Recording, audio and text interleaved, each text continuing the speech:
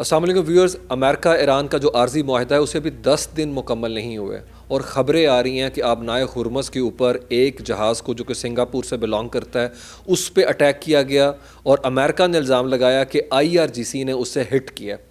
जिसके नतीजे में अमेरिका ने गुज़िश्ता 24 घंटों के दौरान ईरान की जो बंदरगाह है सिरिक उसके करीब जो है हमले किए हैं और ईरान की जो मिज़ाइल और ड्रोन स्टोरेज उसको अटैक किया उन्होंने, और उसके अलावा जो साहली रडार सिस्टम है उनको हिट किया गया। खित्ते के अंदर सूरत हाल जो है वो बड़ी वोलाटाइल है,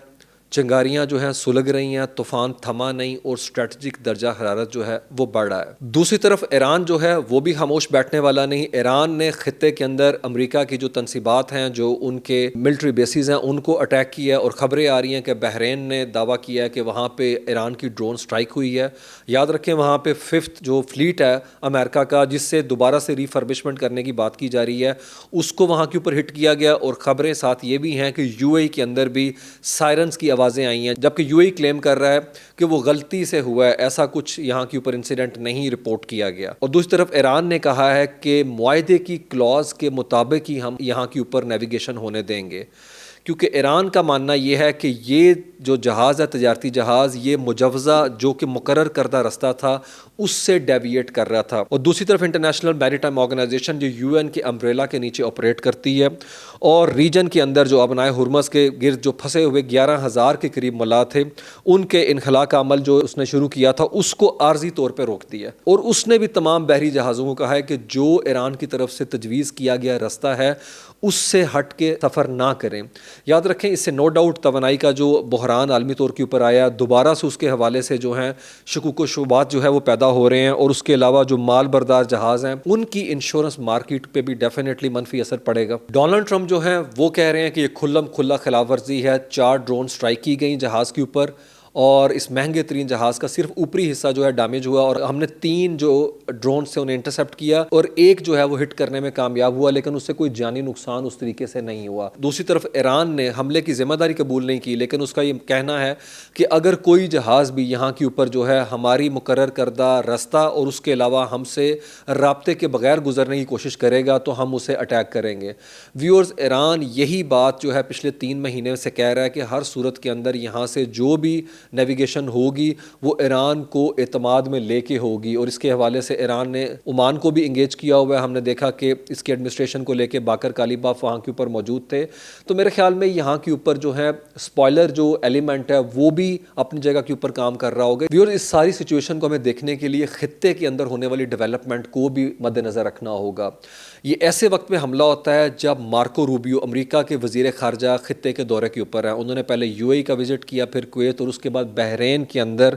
उन्होंने जो पर्शियन GCC जो गल्फ़ कोऑपरेशन कौंसिल है उसका जो इजलास हो रहा था मिनिस्ट्री लेवल का वज़राए ख़ारजा का,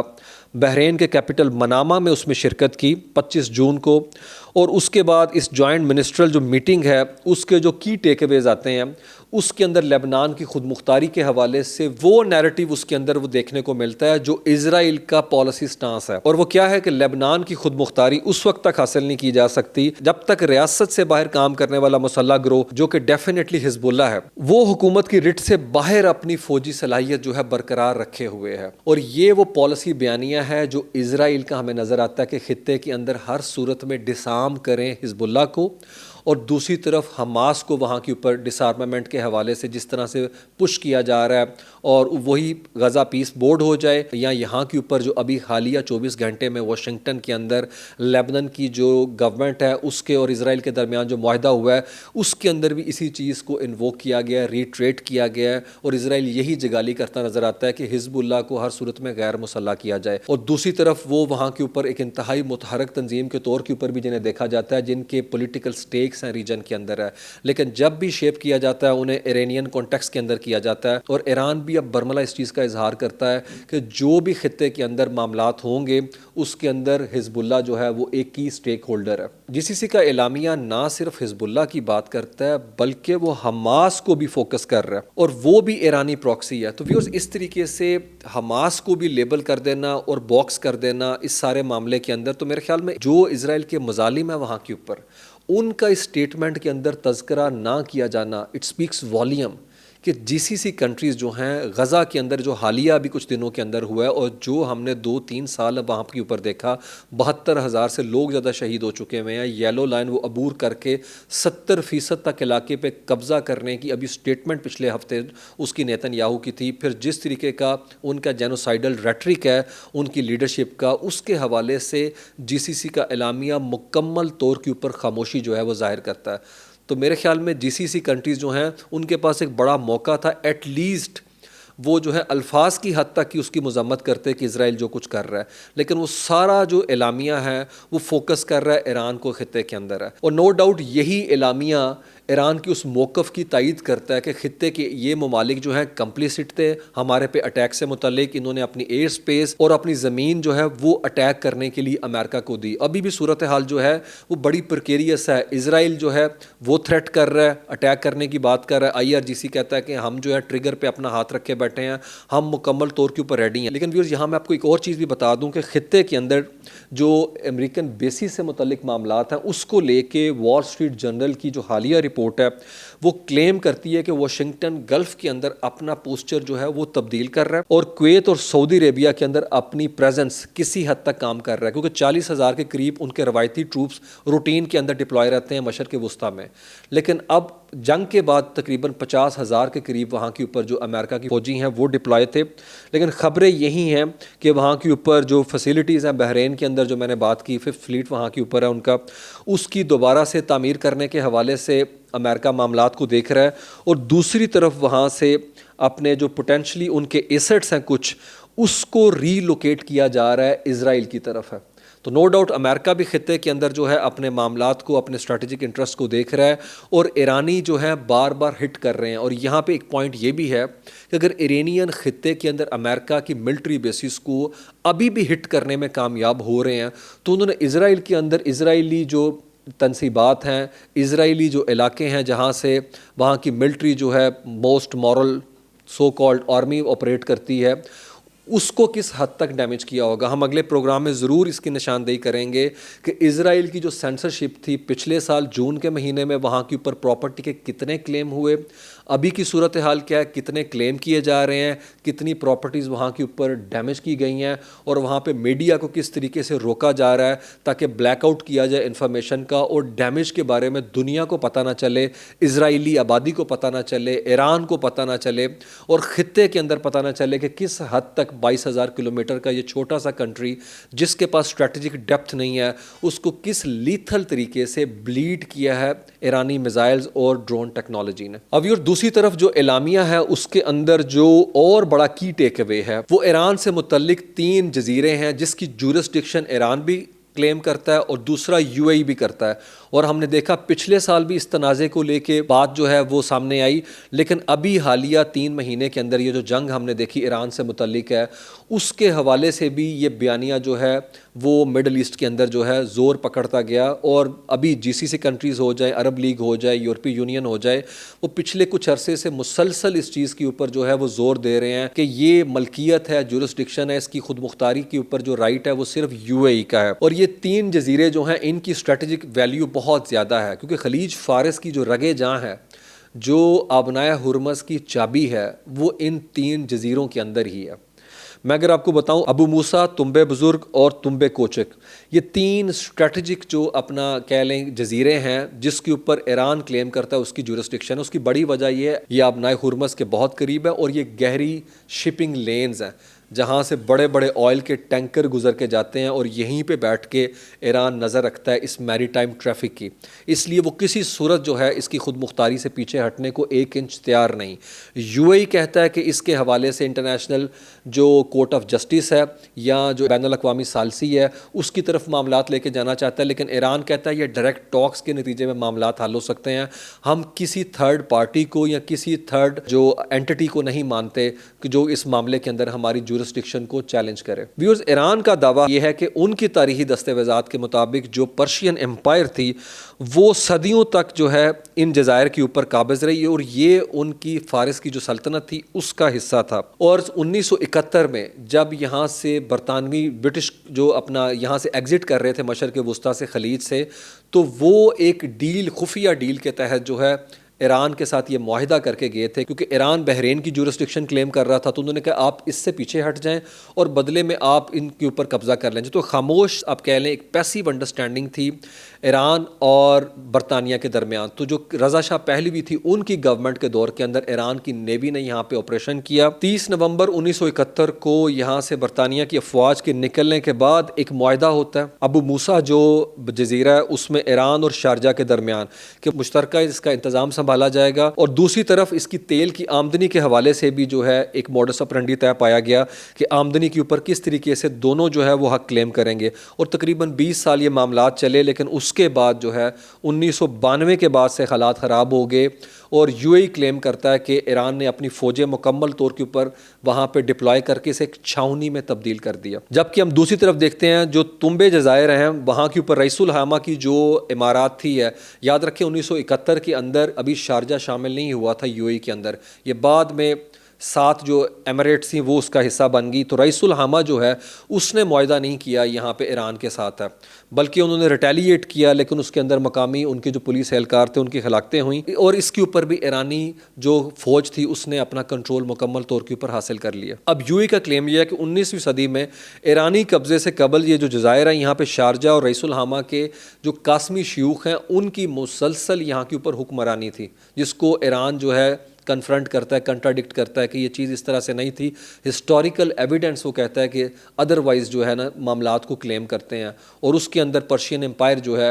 वो इसके ऊपर जो है अपना कंट्रोल जो है ना उसने कायम रखा हुआ था। व्यूअर्स, तारीखी दस्तावेज़ात क्या कहती हैं वो एक सेपरेट चीज़ है, लेकिन इसकी स्ट्रेटजिक जो जोग्राफिया है वो इसको जो है इंतहाई आप कह लें कि क्रिटिकल बनाता है। और तीनों जज़ायर हुर्मस की गहरी समंदरी गुजरगाहें जो कि डीपेस्ट शिपिंग लेन्स हैं उसके दहाने पे वाक़या हैं, और जो इन पे काबिज होगा वो यहाँ से गुजरने वाली जो सप्लाई लाइन है उसको कंट्रोल करेगा। इसीलिए ईरान यहाँ पे अपने कानूनी और जो उसका दिफाई हक है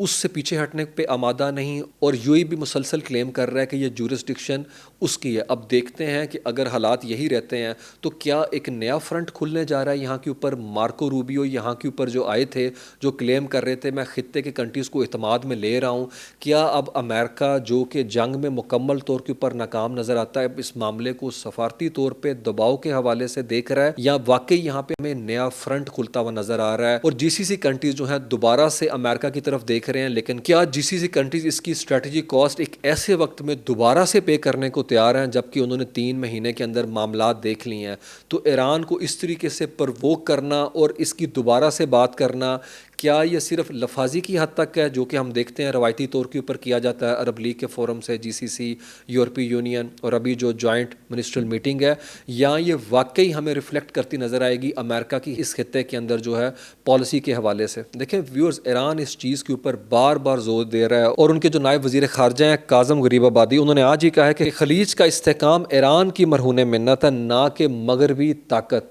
अमरीका की तरफ उनका इशारा था उसकी वजह से नहीं है। और दूसरी तरफ उन्होंने खित्ते के जो रियासतें हैं उनकी लीडरशिप को पॉलिटिकल माइनर से ताबीर किया है कि जो इस चीज़ को समझने से कासिर हैं कि अमेरिका जो है उनके दिफा के लिए यहाँ के ऊपर मौजूद नहीं है। और वो कहते हैं कि ये नाबालिग जो हुक्मरान है जो सियासी तौर पे उतने बालिग नहीं, इन्हें अमेरिका के पढ़े लिखे बयानात से दिल को बहलाना नहीं चाहिए। Viewers, of course you can't change your neighbour, you can change your enemies but not your neighbour. एक ऐसी सूरत हाल के अंदर मेरे ख्याल में ये सेंस परवेल की जानी चाहिए थी खित्ते के अंदर के नॉन एग्रेशन पैक्ट की जो बातें हो रही थी, हेलसिंकी प्रोसेस की जो सऊदी अरेबिया बात कर रहा था, मेरे ख्याल में उस तरफ जाना चाहिए था इन्हें। और इस चीज़ का इदराक मेरे ख्याल में वहाँ की लीडरशिप को करना चाहिए कि ईरान ने खित्ते के अंदर जो बालादस्ती कायम की है वो नो डाउट इस वजह से नहीं है कि वो बुलिंग फैक्टर है यहाँ के ऊपर, वो इजराइल है जो कि यहाँ पे ऑड वन आउट है। मेरे ख्याल में मुश्तरका इलामिया में इजराइल का तज़किरा ही ना होना, लेबनान के अंदर जो लेबनान की खुद मुख्तारी है उसके हवाले से जो अटैक हो रहे हैं, अभी भी खबरें आ रही हैं कि इजराइल जो है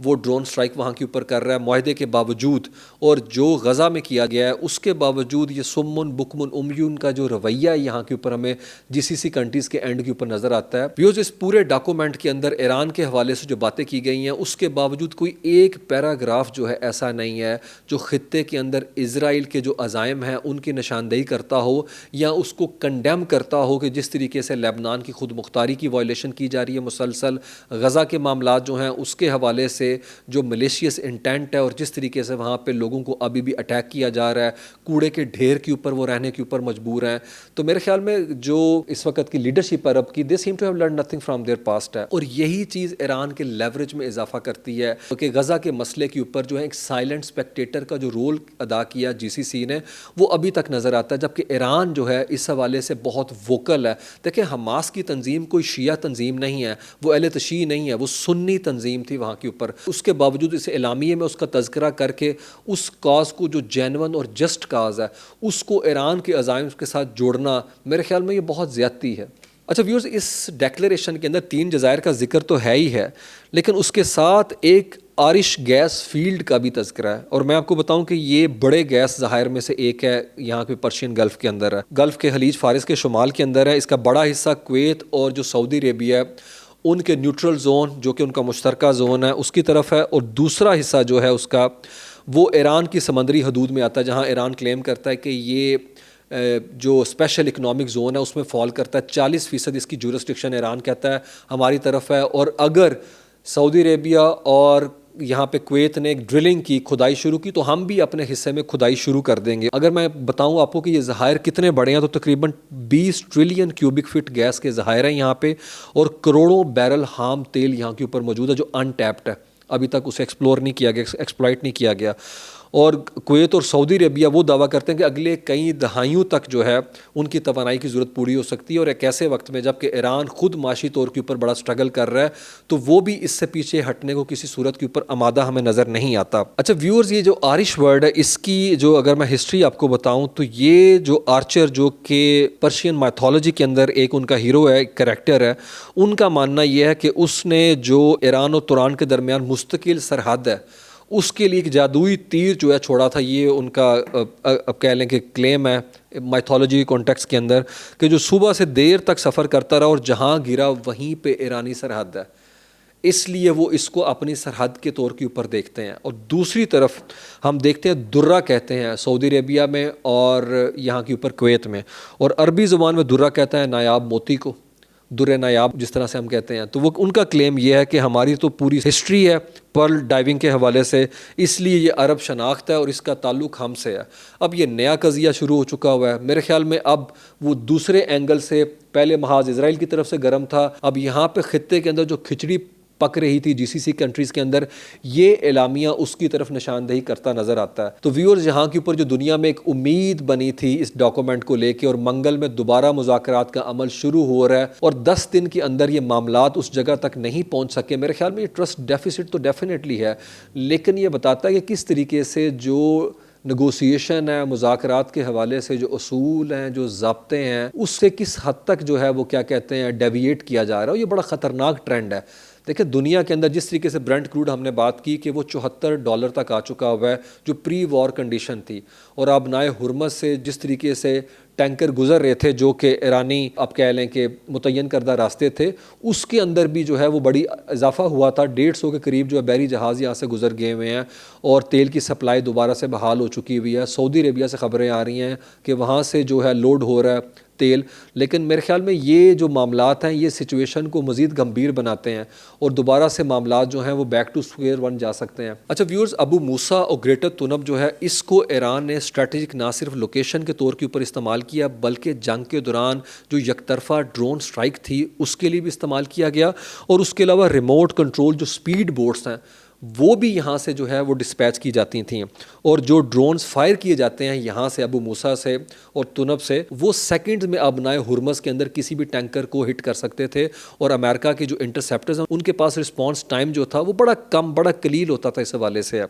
तो जंग के दौरान इन जज़ायर के ऊपर ईरानी जो तनसीबात हैं उससे इलेक्ट्रॉनिक जो जैमिंग है वो की गई, ताकि जो वेसल्स हैं यहाँ के ऊपर है उनके GPS सिस्टम को जो है वो मफलूज कर दिया जाए और वो रस्ते से मुकम्मल तौर के ऊपर भटक जाएँ। और ये चीज़ हमने वहाँ के ऊपर होते हुए देखी है। अच्छा व्यूअर्स, जंग के दौरान अमरीकी और इत्तेहादी फौज ने बार बार यहाँ पे बम्बार्डमेंट की तनसीबात पे, लेकिन इसकी जोग्राफियाई जो लोकेशन है वो बड़ी दुश्वार है, इस पर कंट्रोल करना बहुत मुश्किल है। व्यूअर्स, यहाँ पे बंकर्स बनाए गए हैं, सुरंगों का एक जाल बिछाया गया है जिसके नीचे जो है ड्रोन्स हैं और वहाँ के ऊपर मिज़ल्स हैं, इसलिए उन्हें मुकम्मल तौर पे डिसमेंटल करना जो है वो बहुत मुश्किल था। व्यूअर्स, इन तीनों जज़ायर के बैकड्रॉप के अंदर आपको ग्रेट ब्रिटेन नज़र आता है। वो जब एग्ज़िट करते हैं कहीं, ये चीज़ें पीछे छोड़ के आते हैं। Great Britain has always had a knack for leaving behind such massive geopolitical mess है। अब चेक कर लें जो स्ट्रक्चरल मैस उन्होंने छोड़ा वो कश्मीर की सूरत में आज भी सुलग रहा है यहाँ पे सब कॉन्टिनेंट में। आप हांगकांग को देख लें जो सूरत हाल थी, अब तो काफ़ी हद तक बेहतर है, लेकिन आप पैलेस्टाइन के अंदर देख लें और अभी आप यहाँ पे भी देख लें। British colonial exit is equal to greater mess. और आज देख लें ironically they have bin testing their own medicine. Brexit से निकलने के बाद वो इन जगहों से मैस तो छोड़ के आए, लेकिन यूरोपीय यूनियन से एग्जिट करने के बाद का जो मैस है वो आज अपने मुल्क में भुगत रहे हैं, जिसके ऊपर हमने 2 दिन पहले प्रोग्राम किया कि 10 साल के अंदर 7वां वज़ीर आज़म वहाँ के ऊपर आ रहा है। व्यूज़ अपना बहुत ख्याल रखिएगा। अगले व्लॉग के अंदर हम डिस्कस करेंगे लेबनान और इज़राइल के मुआहदे के हवाले से, और नो डाउट जो आगे की डेवलपमेंट होगी उसके ऊपर भी हम बात करेंगे। लेकिन इज़राइल का इस जंग के अंदर जो नुकसान हुआ उसके ऊपर वो पर्दा डालने की और ब्लैकआउट करने की जो मज़मूम कोशिश कर रहा है, हम उसको फाश करेंगे। अपना बहुत ख्याल रखिएगा। तब तक के लिए इजाज़त। अल्लाह हाफ़िज़।